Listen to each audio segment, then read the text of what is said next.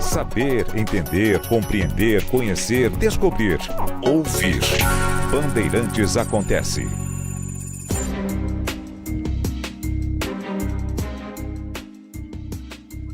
Jornalismo, Bandeirante. Eduardo Bolsonaro voltou a atacar Tarcísio de Freitas, agora de maneira mais clara. Mas isso tem a ver também, nós já vamos falar exatamente sobre o que disse Eduardo Bolsonaro e sobre os movimentos um tanto quanto hesitantes, em zigue-zague, que Tarcísio de Freitas tem feito.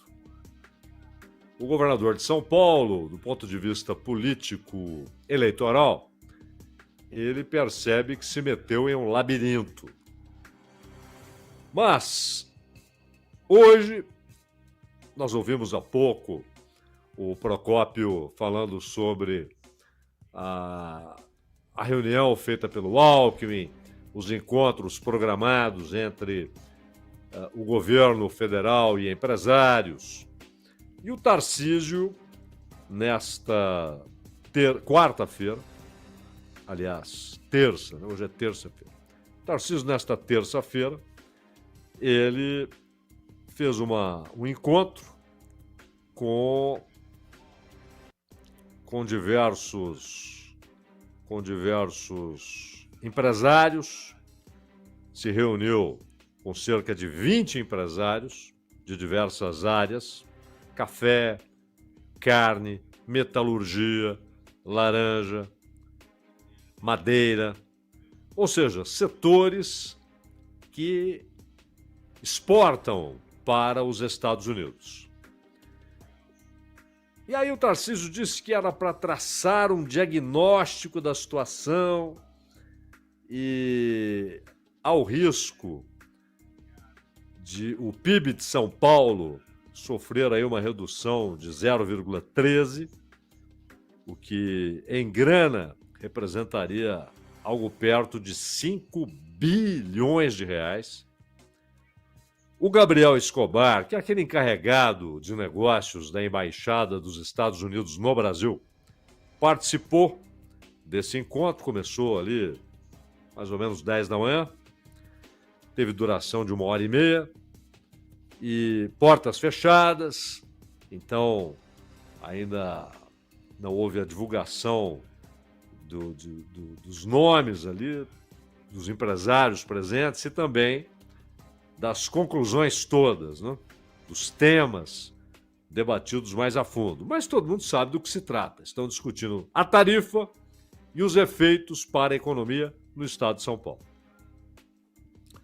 O Paulo Scaff, que é filiado ao Republicanos, também compareceu, ele que foi presidente da Fiesp, né, por um longo tempo. E ele, inclusive, ajudou o governo de São Paulo a reunir esses empresários. Em nota, disse que no encontro foi destacado que os esforços devem ser feitos no campo diplomático. Essa tem sido a posição. Né? Tem sido a posição de vários grupos empresariais, inclusive aqueles que estão conversando com o Alckmin, que querem firmeza, não querem saber de o Brasil se ajoelhar, como sugere o Eduardo Bolsonaro, como sugere o Flávio Bolsonaro, como sugere o Jair Bolsonaro. Eles têm sugerido que o Brasil se ajoelhe, se proste e cumpra todas as exigências do Trump. Aliás, se isso fosse feito, isso em si já seria, repito, pusilânime, ridículo, indigno. Mas se isso fosse feito, sabe o que aconteceria? Trump, dobraria as exigências.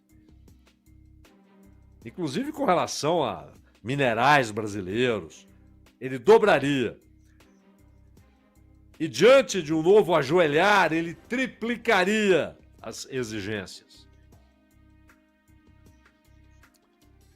E ficam os caras brincando que não, vamos dar anistia, e aí a gente acalma o Trump. Que bobagem. Primeiro que esse não é o mote do ataque do Trump. Isso faz parte, esse é um argumento a mais que ele usa para colocar em um nível superior às demais tarifações que ele espalhou pelo mundo, incluindo aliadíssimos dos Estados Unidos, como Japão, Coreia do Sul, Canadá e União Europeia. E um parceiro comercial que é o México, que tem um acordo comercial com os Estados Unidos, assim como o Canadá. Foram todos atingidos. Mas no caso do Brasil, 50%. E aí entra a argumentação política, mas entra a econômica. E a econômica? A política é um delírio. A econômica é fundamentada em uma mentira de Donald Trump. Mais uma mentira de Donald Trump. A história de que os Estados Unidos têm um déficit insuportável com o Brasil, sendo que os Estados Unidos não têm déficit comercial com o Brasil. A relação é favorável aos Estados Unidos. Os Estados Unidos têm superávit na relação comercial com o Brasil. Quem tem déficit é o Brasil, pois. Mas, enfim, o Tarcísio fez essa reunião. O Eduardo Bolsonaro já havia criticado o Tarcísio quando o Tarcísio procurou o encarregado da Embaixada dos Estados Unidos, encarregado de negócio. O Eduardo disse que se sentia desrespeitado. Ele quis dizer o seguinte, que ele é que tem que falar pelo Brasil lá nos Estados Unidos. Quem tem de conversar com o governo americano é ele, não o Tarcísio. E se sentiu desrespeitado. Hoje, com essa reunião, Eduardo Bolsonaro voltou a atacar Tarcísio. E aí, de maneira mais grave, ele escreveu aqui o seguinte: prezado governador Tarcísio, se você estivesse olhando para qualquer parte da nossa indústria ou comércio, estaria defendendo o fim do regime de exceção que irá destruir a economia brasileira e nossas liberdades. Aquela bobagem na qual insiste Eduardo Bolsonaro. E aí ele coloca, mas, como para você, Tarcísio, a subserviência serviu às elites, é sinônimo de defender os interesses nacionais, não espero que entenda. Porque diante da primeira crítica, o Tarcísio respondeu, não, eu estou preocupado com São Paulo, com a indústria, com a agricultura, com os trabalhadores, com o desemprego que essa tarifa vai produzir. Não é? E o Eduardo Bolsonaro já se irritou com a réplica e agora, com essa reunião de hoje, ele acusa o Tarcísio de subserviência servil às elites. É um discurso confuso, porque o que ele está dizendo? Ele não está dizendo que o Tarcísio está sendo subserviente ao governo federal, ao Supremo, que são os alvos frequentes do Eduardo Bolsonaro. Mas que ele está sendo subserviente aos setores econômicos, que serão diretamente atingidos por esse tarifaço. É quem exporta laranja, quem exporta madeira, quem exporta café. Além, claro, daquilo que tem em São Paulo a principal fonte de exportação, produtos industriais. De tudo que o Brasil exporta para os Estados Unidos, 1/3 sai de São Paulo. 1/3 sai de São Paulo. É muita coisa. Estamos falando de mais de 13 bi e meio, quase 14 bi. E Mas o Tarcísio, não só por essas reações do Eduardo Bolsonaro, ele começa a perceber que está em um labirinto do ponto de vista político. Por quê? O Tarcísio, quando o Trump tomou posse e tal, todo mundo conhece a história, o Tarcísio de bonezinho, é o MAGA, é o grande dia, né? As saudações a Trump. Até aí, tudo bem. Mas a primeira reação dele, quando o Trump anunciou essa tarifa de 50%, foi dizer, tá vendo? Culpa do Lula, do governo federal. E aí o governo federal dizendo culpa da família Bolsonaro, que inclusive tem o seu líder, o Jair Bolsonaro, mencionado pelo Trump como uma das razões para o tarifaço.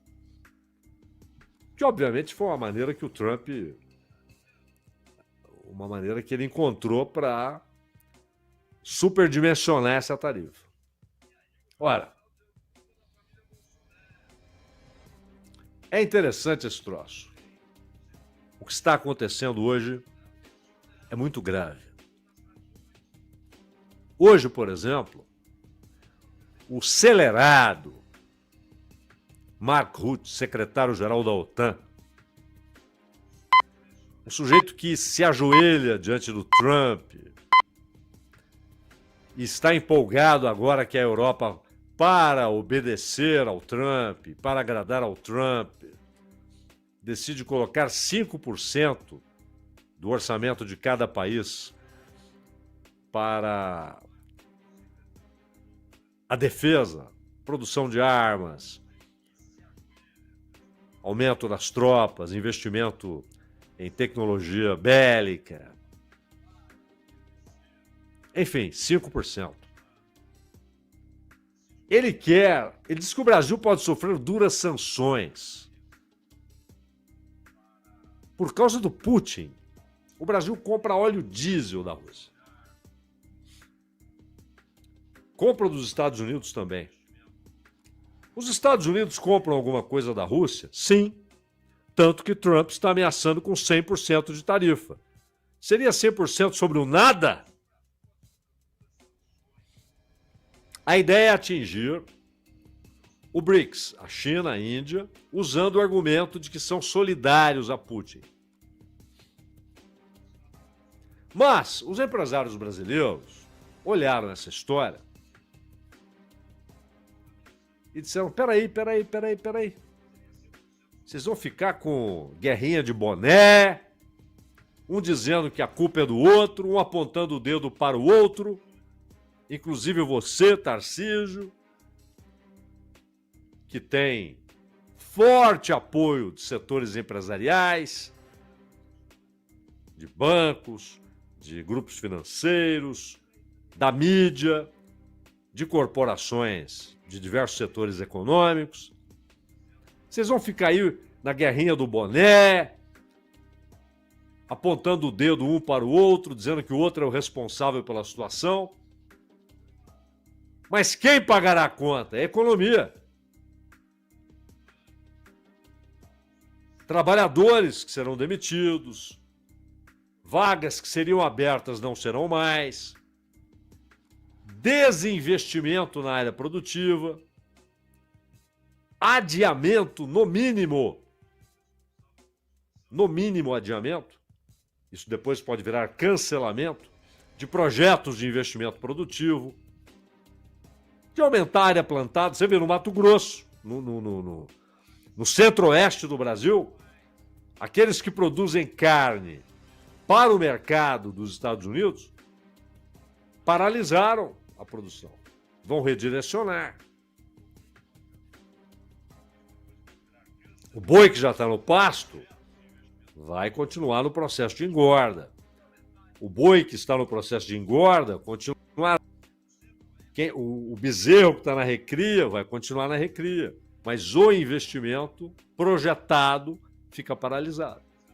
E a produção de carne com características específicas para o mercado dos Estados Unidos fica suspensa.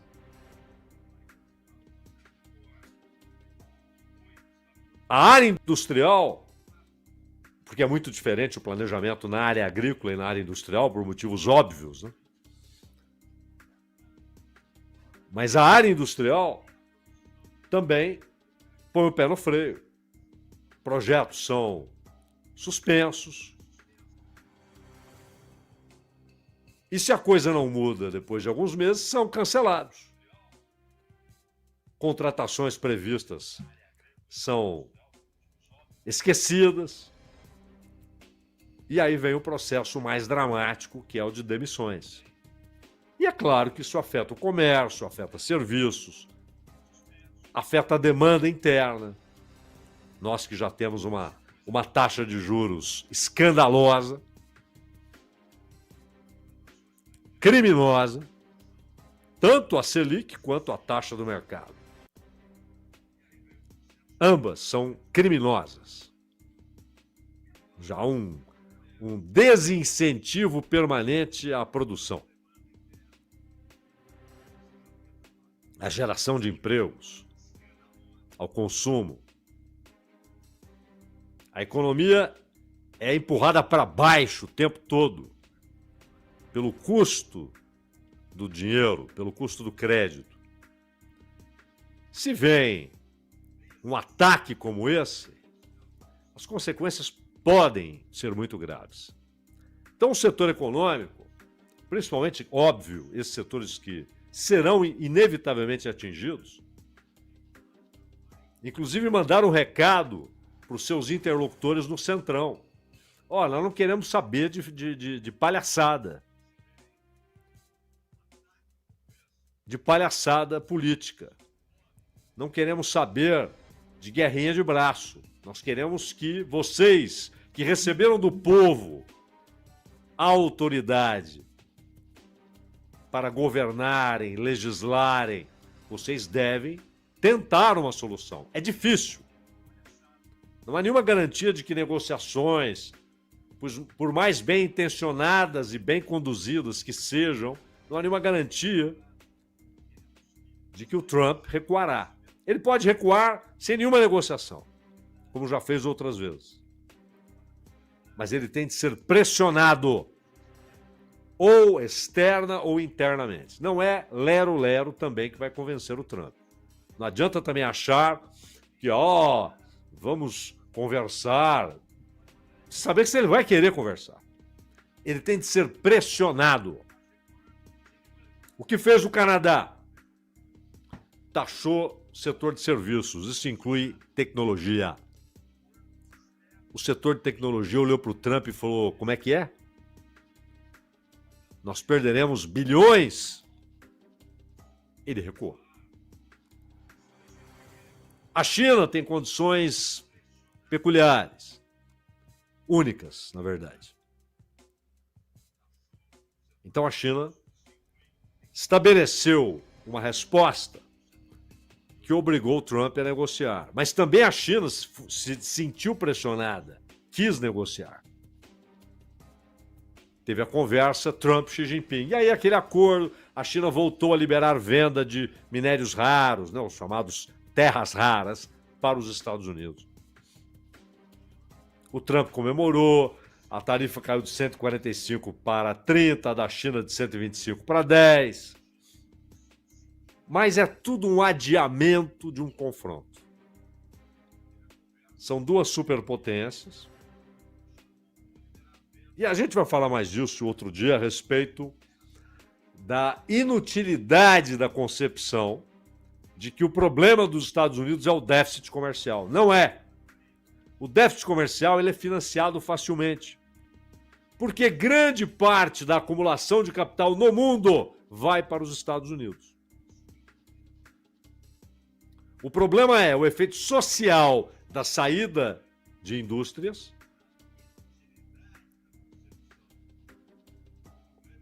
a perda de empregos qualificados, o salário médio cai, desaba, porque a indústria é que eleva o salário médio em qualquer lugar do mundo.